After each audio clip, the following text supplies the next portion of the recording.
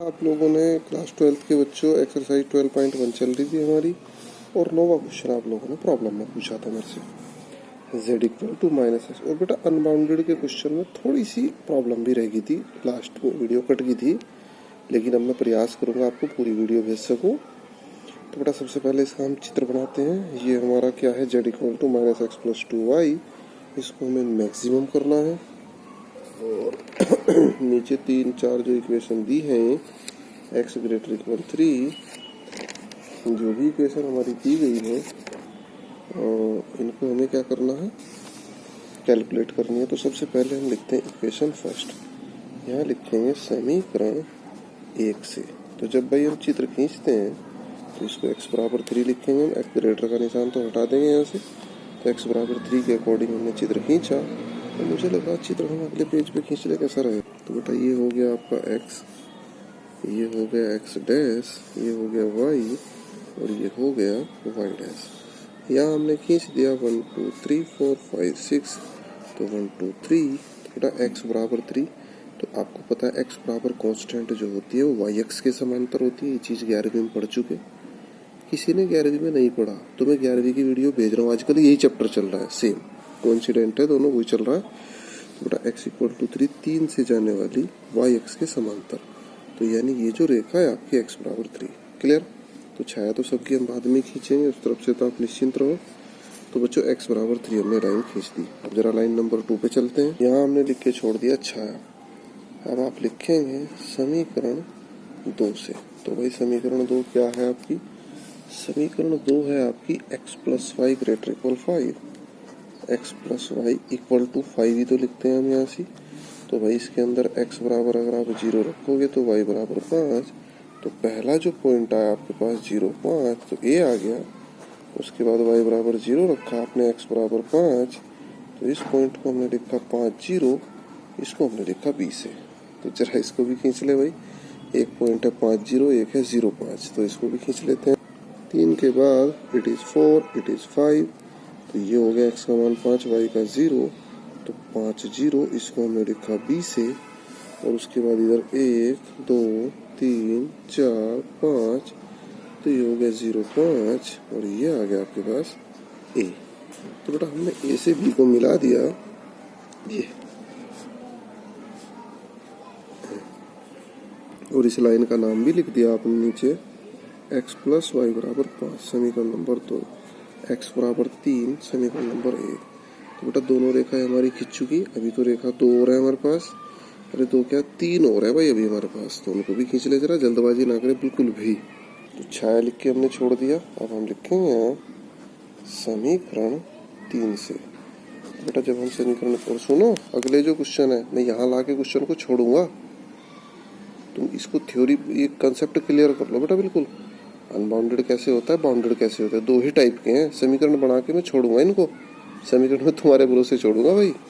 तो समीकरण 3 जो है हमारे पास x प्लस 2y और बराबर आ गया आपके पास 6। तो भाई जब x प्लस 2y बराबर 6 आ गया, इट इज समीकरण 2, इट इज समीकरण 3। तो x प्लस 2y बराबर 6 आ गया, तो x बराबर आपने 0 रखा, तो मुझे लग रहा y बराबर 3 आ गया हमारे पास। तो x बराबर 0, y बराबर 3 का मतलब x का मान 0, y का 3, 0 3, और इसको आप c लिख दें। उसके बाद इसमें y बराबर 0 रखा आपने, तो x बराबर 6, तो ये आ रहा आपके पास 6 0 और 6 0, इसको हमने क्या लिखा d। तो यहाँ तक की बात मुझे उम्मीद है सबकी समझ आ गई होगी। तो जरा इन पॉइंट को भी रख लेना। सबसे पहले बात करते हैं 0 3 की। तो 1 2 3, तो ये हो गया आपका 0 3 और इसको हमने लिखा कहीं से, c से। उसके बाद d आ गया 6 0, तो ये लिख दिया हमने d, और d हो गया आपका 6 0। तो हमने c से d को ऐसे, ये c से d को मिला दिया और इस लाइन को लिख भी दिया x प्लस 2y बराबर 6, और इस पर डाल भी दिया समीकरण नंबर 3। तो ये भी लाइन भाई हमारी मिल चुकी। तो बेटा बड़ा ही चित्र जो है शुरू से समझते हुए चलना है, नहीं तो इसमें इतना गोच पोच मचेगा तुम्हारी समझ नहीं आएगा। इसलिए बेटा मैं कह रहा था तुम्हें कलर ले लो। तो जरा इसकी भी छाया की जगह आप खाली छोड़ने, छाया लिख के छोड़ दिया। उसके बाद हम चलते हैं समीकरण 4। तो समीकरण 4 है बच्चों y बराबर 0। y बराबर 0 क्या होता है? ये जो हमारा एक्स अक्ष है इसको आपने y बराबर 0 लिख दिया है। अब भाई इनकी छाया लिखनी शुरू कर दो। तो सबसे पहले छाया पे चलते हैं x बराबर 3 की। तो यहाँ जो छाया है वो है x greater equal 3, x greater equal 3। तो यानी x का जो मान है 3 से बड़ा है, तो छाया सीधी सी बात है बड़े की तरफ हो जाए। तो ये जो लाइन थी आपकी x बराबर 3, यही तो लाइन थी आपकी x बराबर 3, तो छाया बड़े की तरफ यानी 4 की तरफ। तो बेटा इस लाइन की जो छाया गई वो कुछ इस तरीके से गई, इस लाइन की छाया ऐसे। ठीक है भाई, मुझे तो पेन से ही खींचना पड़ रहा है, मजबूरी है। आप लोग कलर का इस्तेमाल करें, ज़्यादा अच्छा लगेगा भाई। उसके बाद 2 पे चलते हैं। 2 क्या थी आपकी, x plus y greater equal 5। तो आप 0 0 से संतुष्ट कराने पर, तो 0 0 संतुष्ट कराने पर 0 ग्रेटर इक्वल 5 फॉल्स। तो फॉल्स का मतलब इसकी छाया मूल बिंदु से अपोजिट साइड को जाएगी। तो ये आपका मूल बिंदु है भाई, इट इज मूल बिंदु। तो अपोजिट साइड ये आपकी छाया थी, ये तो थी आपकी line x plus y equal to 5। तो इसकी छाया बाहर की तरफ यानी ऊपर की तरफ को ऐसे, इसकी छाया चलेगी ऊपर की तरफ को ऐसे। ये बेटा सब बच्चे अपनी कॉपी में पढ़ाते रहें, साथ साथ समझते रहें। मेरे इस कार्य को थोड़ा अन्यथा ना ले भाई, मेरी मजबूरी है इसको करना। मैं कलर वलर थोड़ा मुश्किल है मेरे लिए, तो तुम लोग कलर वगैरह से, स्केल वगैरह से अच्छे से बनाओ ग्राफ पेपर पे। ठीक है बच्चों, मैं मुझे तो मान के चलो मैं बोर्ड पे पढ़ा रहा हूँ आपको, अब मैं कलर वगैरह का इस्तेमाल करूँगा। अब बेटा अगली जो रेखा है उसको भी आप संतुष्ट कराएंगे, वो भी फॉल्स आएगी। तो उसको थोड़ा सा तुम खुद लिख लेना। इसकी भी छाया किधर को चली गई, बाहर की साइड को। ठीक होगी ये बात, सबकी छाया बाहर को आ गई। फिर है आपकी y बराबर 0, y ग्रेटर 0 है। तो y ग्रेटर 0 यानी एक्स अक्स, तो ग्रेटर का मतलब ऊपर की साइड को। तो बेटा इसकी भी छाया जो चलेगी वो किधर को चलेगी, ऊपर की तरफ है ये। तो बच्चों अब हमारा जो एरिया आएगा, सबसे डार्क एरिया जो आएगा, एक तो यही आएगी x बराबर 3 वाली जो लाइन है ये ऐसे। फिर ये आएगा यहाँ ऐसे, और फिर ये पहुँचेगा b पे, और ये फिर ये चलेगा x अक्ष के साथ। बेटा मैं थोड़ा सा इसको डार्क कर दूँ ताकि तुम्हें और अच्छा लगेगा। ये कॉपी तो मेरी सड़ी गई आज, ये b, ठीक है, और ये ऐसे। आप लोग भी अपनी कॉपी में देख लें बेटा सबसे डार्क कलर कहाँ आ रहा है। तो इस पॉइंट का भी कुछ नाम रखना पड़ेगा हमें। इस पॉइंट को P लिख दें P, इस पॉइंट को Q लिख दें Q, और B तो है ही और x अक्ष की तरफ भी जा ही रहा। B नहीं बच्चों D, B तो ये था 5 0 भाई, ये है D, PQB PQD। तो D के तो पॉइंट है, P और Q के चाहिए। तो P के लिए कौन कौन समीकरण हल होगी, पहली और दूसरी। तो हम यहाँ लिखेंगे unbounded region PQB are required area. ठीक है भाई, तो जब ये रिक्वायर्ड एरिया आपके पास आ गया तो अब हम निकालेंगे P के निर्देशांक। तो P के कोऑर्डिनेट, तो बेटा P के निर्देशांक के लिए एक तो है आपके x बराबर 3, और भाई दूसरी जो है आपके पास ये है x प्लस वाई बराबर 5। दूसरी है x प्लस वाई बराबर 5 को हल करने पर जब x का मान 3 रखा तो y आ गया 2, तो x का मान 3 और y का 2। It is coordinate of P। P के कोऑर्डिनेट आ गया आपके पास। अब चाहो तो यहाँ लिख भी दो। तो P के जो कोऑर्डिनेट है आपके पास वो है 3 2। पूरा Q के लिए किसी से हल करनी पड़ेगी। ये जो बाद वाली दोनों है 2 और 3 को, तब आप लिखेंगे ऐसी Q के, भाई एक ही क्वेश्चन काफी लंबा आएगा ये, इसको आप लोग ध्यान से सीख लें, 15 मिनट लगेगी इसमें, पूरी अभी भी 5 मिनट का काम है इसमें। तो भाई Q के निर्देशांक के लिए हमने समीकरण 2 व 3 को, मैं इसलिए पूरा बता रहा हूँ ताकि बाकी के तुम कर सको। 2 व 3 को हमने हल किया। तो 2 क्या है आपकी, x प्लस वाई बराबर 5, और दूसरी है x प्लस 2y बराबर 6। भाई x प्लस वाई बराबर 5, x प्लस 2y बराबर 6। दोनों को घटाने पर तो माइनस माइनस माइनस हो गया, x x cancel, y 2y minus y 5 6 minus 1। तो y का मान आ गया 1। y का मान जब 1 रखा तो x बराबर आ गया आपके पास 4। तो भाई Q के जो कोऑर्डिनेट आए वो आए 4 1। Q के जो कोऑर्डिनेट आए वो आए 4 1। ओके, क्यू के जो कोऑर्डिनेट आए वो आए 4 1। अब भाई क्या करेंगे हम, वो आपको पता ही है। बेटा मैं अगला पेज नहीं पलट रहा, मैं इसी पे कर रहा हूँ कार्यक्रम। मैंने एक लाइन खींच दी ये, तो एक तरफ मैंने क्या लिखा भाई, कॉर्नर पॉइंट, और एक तरफ लिखा z is equal to minus x plus 2y। z is equal to minus x plus 2y। तो कॉर्नर पॉइंट पहला तो P ही था आपके पास कॉर्नर पॉइंट, तो कॉर्नर पॉइंट P के हिसाब से P के जो कोऑर्डिनेट आए 3 2, और Q के जो कोऑर्डिनेट आए वो आया 4 1, और पी क्यू के बाद था डी के जो कोऑर्डिनेट है वो है 6 0। तो z is equal to 3 2, x का मान 3 रखा तो -3, y का मान 2 रखा तो 2 दूनी 4, ये आ गया फाइनली 1। उसके बाद z is equal to x का मान क्या रखा 4, तो -4, y का 1 रखा तो 2, ये आ गया -2। z is equal to x का मान 6 रखा तो -6, हाँ y तो 0 हो गया। तो हमें क्या देखना था भाई, अरे क्या करना था, मैक्सिमम। तो मैक्सिमम किस पे आ रहा भाई, P पर। P 3 2 पर मान अधिकतम है। अब बेटा अगर होता आपका बाउंडेड वाला, तो बाउंडेड वाले में ही रुक जाता कार्यक्रम पूरा का पूरा, खत्म, आंसर यही, सब कुछ फाइनल। लेकिन इट इज अनबाउंडेड। ये कैसा है भाई, अनबाउंडेड। तो अनबाउंडेड के लिए क्या, ये 3 2 मान कहाँ रखते हैं, मेन इक्वेशन में। मेन इक्वेशन को कहाँ से लिखते हैं आप, ए, इट इज मेन इक्वेशन। इसको आप कहाँ से लिखते हो, ए से। तो इसमें आप क्या रखोगे भाई, z का जो मान है वो कितना आया था हमारा 1, तो वो इसमें आप रख दोगे। तो थी -x plus 2y equal to z ही तो थी, तो -x plus 2y equal to z।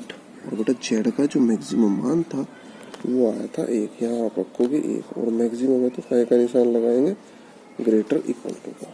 Clear. बस ये इक्वेशन बनानी थोड़ी सी आपको टिपिकल पड़ सकती है, यहाँ आके तुम बोर हो सकते हो, लेकिन बेटा ये काम नहीं करोगे तो 1 नंबर चल जाएगा आपका। यहाँ आके बोर नहीं होना बिल्कुल भी।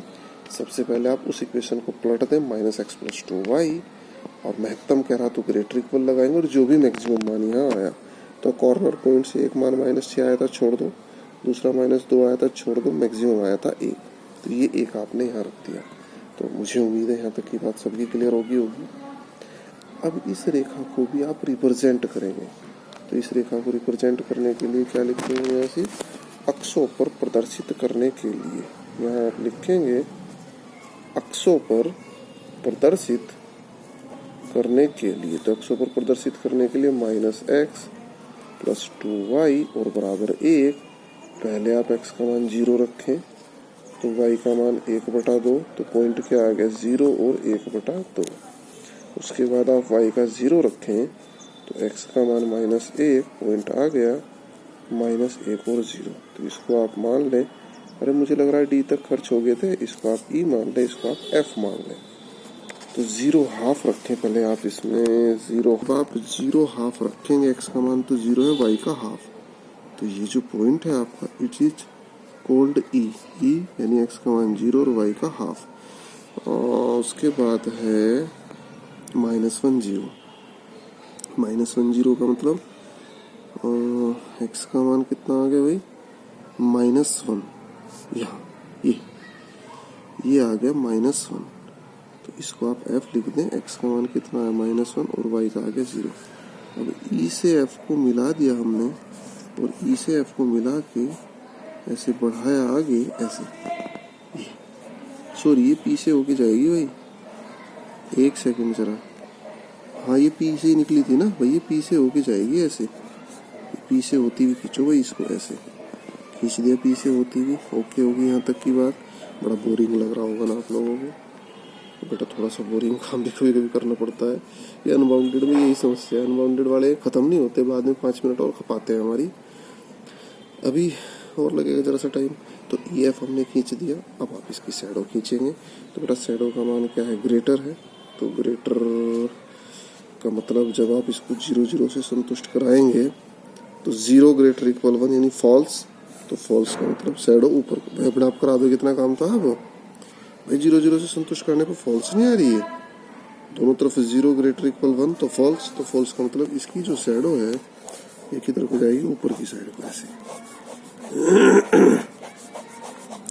अब बेटा मेन शैडो जो पहले आई थी फाइनल आंसर की वो ये थी, गौर करो, it is P Q D और एक्स एक्सिस, और अब जो शैडो आई वो भी हमारी ये आई। तो बेटा मेन जो फाइनल शैडो आई थी और ये जो शैडो आई, अब इनमें उभयनिष्ठ पॉइंट देखो कितने, असंख्य असंख्य। तो बेटा जब इन दोनों में उभयनिष्ठ असंख्य हैं तो कौन सा आंसर होगा आपका, ये पॉइंट, ये पॉइंट, ये पॉइंट या पॉइंट, मुश्किल है ना। तो अगर कॉमन पॉइंट आपके, कॉमन शैडो आ गई तो मान असंभव है, और अगर बेटा कॉमन शैडो ना आई तो मान आपका संभव है। वही पहले वाला ये आंसर आपका हो जाता, लेकिन यहाँ क्या आ गई, कॉमन शैडो किस किस की, जो आपका फाइनल आंसर आया था, और ये जो बाद वाली लाइन आपने अलग से बनाई थी जेड वाली, अगर इनकी शैडो मैच कर गई, इनकी शैडो एक दूसरे को ओवरलैप कर गई तो इट इज नॉट पॉसिबल। अगर ओवरलैप नहीं करी तो पॉसिबल है। ध्यान दें, पीछे भी उदाहरण आए होंगे, वहाँ तुम लोग समझने में असमर्थ रहे होंगे, और बेटा वीडियो का ये पार्ट पीछे जो वीडियो भेजी उसमें कट गया था, तो आज आप ध्यान से सुन लें। थोड़ा सा एक्स्ट्रा जो काम है 1 मिनट में फिर से समझा दूं। बेटा यहाँ तक आने के बाद ये जो कॉर्नर पॉइंट है आप देखें, मैक्सिमम पूछ रहा, तो मैक्सिमम मान कितना आया, जेड इक्वल टू 1 आपका मैक्सिमम मान आया। जब ये मैक्सिमम है ये आप मेन इक्वेशन में पुट कर दें।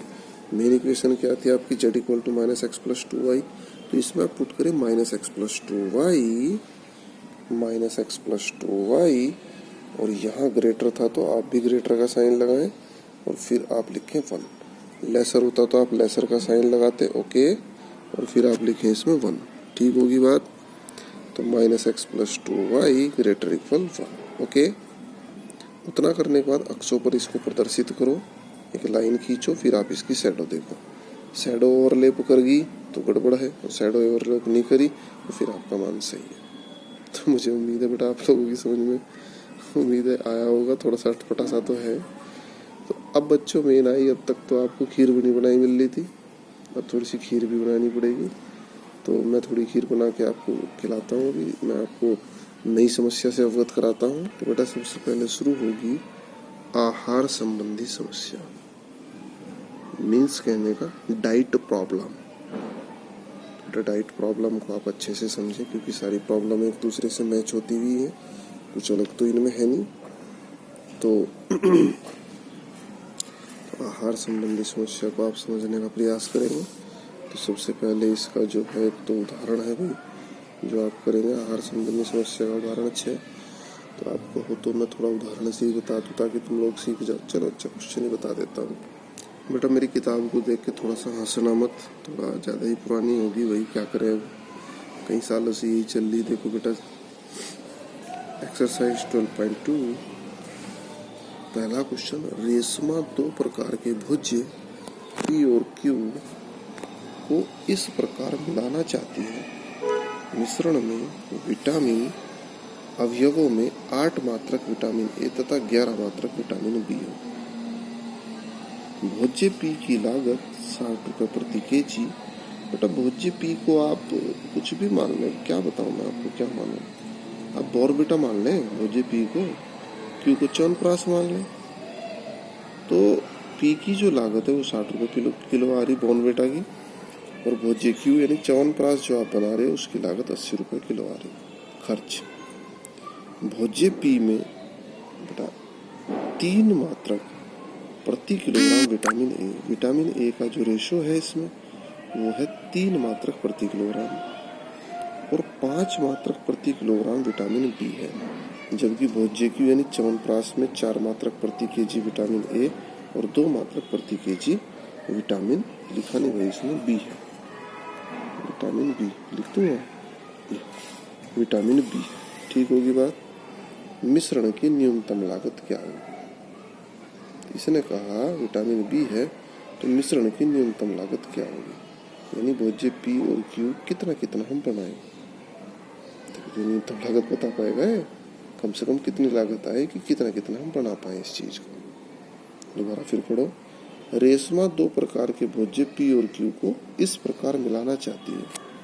किस प्रकार मिलाना चाहती है कि मिश्रण में विटामिन अवयवों में 8 मात्रक विटामिन ए। तो हमारे पास विटामिन ए कितना उपलब्ध है भाई, 8 मात्रक, और विटामिन बी कितना उपलब्ध है हमारे पास, 11 मात्रक। उसी हिसाब से कार्यक्रम चल रहा है। तो मान लें कि आपका जो बॉर्नविटा है वो आप x किलोग्राम बनाते हो, च्यवनप्राश है y किलोग्राम बनाते हो। तो आप लिखो माना भोज्य p की x किलोग्राम मात्रा बनाते हैं। लिखो आप यहाँ माना भोज्य p की कितनी मात्रा, x किलोग्राम मात्रा, तथा q की कितनी मात्रा बेटा, y किलोग्राम मात्रा बनाते हैं। तो सबसे पहले मेन इक्वेशन बनाएंगे। तो लागत, तो भाई लागत कितनी आई, जब p आपका x किलोग्राम बना, 1 किलोग्राम में लागत कितनी आ रही थी बॉर्नविटा में, 60। तो x में कितनी आएगी बेटा, 60x प्लस q में जो लागत थी वो 80 आ रही थी 1 किलो में, और हमने कितना बनाया y किलो, तो कितनी आ गई बेटा 80y।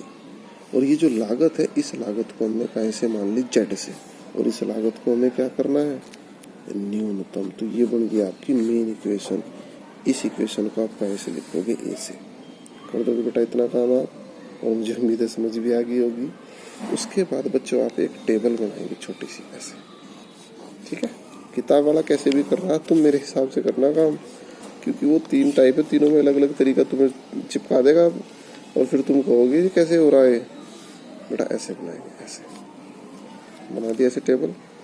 एक तरफ आप लिखोगे स्रोत्र, कि आप स्रोत्र क्या डाल रहे हो, इनपुट, यानी स्रोत्र में आप क्या डालोगे बेटा, यहाँ से यहाँ आप विटामिन ए डालोगे, और विटामिन ए की मात्रा कैसे लिखोगे आप, और विटामिन ए कैसे लिख रहे थे, मात्रक प्रति किलोग्राम था, अरे कितना, हाँ विटामिन ए किस हिसाब से डाल रहे, मात्रक पर केजी। फिर आप लिखोगे विटामिन बी, इसको भी आप कैसे डाल रहे, मात्रक पर केजी, ठीक है बेटा। आगे बढ़ो। अब आउटपुट क्या तैयार हुआ आपका, आउटपुट में तैयार हुआ आपका, एक तो भोज्य पी तैयार हुआ, और काहे में नाप रहे इसको, केजी में। दूसरा आपका क्या तैयार हुआ, भोज्य क्यू, और कितना के तैयार हुआ, वाई केजी। ये कितना तैयार हुआ, एक्स केजी। ओके, बना लोगे ऐसी टेबल। एक तरफ स्रोत यानी इनपुट, और यहाँ क्या, आउटपुट। बेटा पहले भोज्य पी के बारे में पढ़ो, आप क्या क्या कह रहा है। इसने कहा है, किताब अपने सामने रख लें, अवयवों में 8 मात्रक विटामिन ए, 11 मात्रक विटामिन बी है। ये तो छोड़ दो बात, आगे बढ़ो। भोज्य पी की लागत का काम हमने कर दिया, आगे बढ़ो। भोज्य पी में 3 मात्रक प्रति केजी विटामिन ए, भोज्य पी में 3 मात्रक प्रति केजी विटामिन ए है। बेटा 1 किलोग्राम में 3 मात्रक है, और कितना बड़ा भोज्य पी, एक्स, तो कितना हो गया 3x। नहीं समझ में आया, अरे 1 किलो में कितना डाला विटामिन ए, 3 मात्रक, तो x किलो में कितना डालेगा, 3x। आगे बढ़ो, और विटामिन ए और 5 मात्रक प्रति केजी विटामिन बी, और यही भोज्य पी, अभी तो पी की बात चली, क्यू पे तो भी पहुंचे ही नहीं हम। तो पी में, पी कितना है, x किलोग्राम हमारा बड़ा बॉर्नविटा, तो इसमें ये जो बी डाला, कितना डाला, 5, 1 किलोग्राम में 5 मात्रक, तो बेटा x किलोग्राम में कितना डाला, 5x मात्रक। तो मुझे उम्मीद है क्लियर हुई होगी बात। अब भोज्य क्यू पे आओ आप। भोज्य क्यू में जो डल रहा है, किस हिसाब से डल रहा है भाई, भोज्य क्यू में 4 मात्रक प्रति केजी विटामिन ए, तो बेटा यहाँ हो गया आपके पास 4y। भाई भोज्य पी कितना बना है आपने, y, 1 किलो में कितना डाला, 4 मात्रक, तो y में 4 मात्रक। देखो विटामिन ए के सामने वाली लाइन में लिखा, विटामिन बी देखो कितना डल रहा है इसमें, और 2 मात्रक प्रति केजी विटामिन बी, तो बेटा ये कितना हो गया आपके पास, 2y। मुझे उम्मीद है क्लियर हुई होगी बात। थोड़ा और ठंडे दिमाग से सोचना बैठ के, तो ये टेबल आप बना देंगे। उसके बाद आप लिखेंगे प्रश्नानुसार। टेबल बनाने के बाद आप देखो आपके पास क्या चीज़ कितनी अवेलेबल है। पहले तो आप ऐसे देख रहे थे इसको भरने के लिए, ऐसे देख, अब आप ऐसे देखें। विटामिन ए कितना खर्च हो गया, 3x और 4y, और विटामिन ए है कितना हमारे पास टोटल, बोलो 8 मात्रक विटामिन ए है। तो आप लिखेंगे यहाँ से प्रश्नानुसार विटामिन ए कितना है भाई, 8 मात्रक उपलब्ध है। कितना है भाई विटामिन ए, 8 मात्रक उपलब्ध। और विटामिन ए की इक्वेशन क्या बननी है हमारे पास, 3x + 4y, और है कितना 8 के बराबर या उससे कम। जितना है या तो आप उतना खर्च करोगे, उससे कम ही तो खर्च करोगे, ये ज्यादा भी कर दोगे, ज्यादा नहीं कर सकते आप। समीकरण 1। अब आप दूसरे पे चलो, विटामिन बी पे। विटामिन बी कितना है आपका, 5x + 2y, और है कितना अवेलेबल, 11 मात्रक। देख लो भाई, विटामिन अवयवों में 8 मात्रक विटामिन ए तथा 11 मात्रक विटामिन बी हो। तो बेटा 11 है, तो आप 11 खर्च करोगे या उससे कम। इस पे डाला समीकरण नंबर 2। उम्मीद है क्लियर होगी बात। उसके बाद आप x > 0 लिखोगे, y > 0 लिखोगे। समीकरण 3 और 4 अलग अलग या इकट्ठी लिख दो। क्यों लिखा है ऐसा, अरे x is the quantity. x क्या है, बोन बेटा कितना बनाया आपने, 0 से तो ज्यादा ही होगा, नेगेटिव में तो भाई चला जाएगा। हमने -1 किलो बनाया, ऐसा भी हो जाएगा भाई, ऐसा नहीं होगा। तो क्या होगा, x > 0 y > 0, ये क्वांटिटी है। क्वांटिटी हमेशा पॉजिटिव होती है। तो अब हमारे पास 4 इक्वेशन बन गई, 3x + 4y ≤ 8, 5x + 2y ≤ 11, और ये। और मेन इक्वेशन क्या आती है हमारे पास, z = 60x + 80y, और इसको क्या करना, न्यूनतम। अब बेटा इससे आगे का काम आप लोग खुद करोगे, ये काम तुम्हें ही करना है। तो आज का होमवर्क आप ध्यान से सुन ले। पहला क्वेश्चन पूरा करोगे आप। दूसरा, एक प्रकार के केक में 200 किलोग्राम आटा, 25 किलोग्राम वसा। तीसरा नहीं आप करोगे, चौथा नहीं करोगे। अरे मुझे लग रहा है यार 2 ही कर लो तुम। अरे नहीं भाई, एक और है आपके पास, डाइट प्रॉब्लम का एक और है आपके पास, एक भोज्य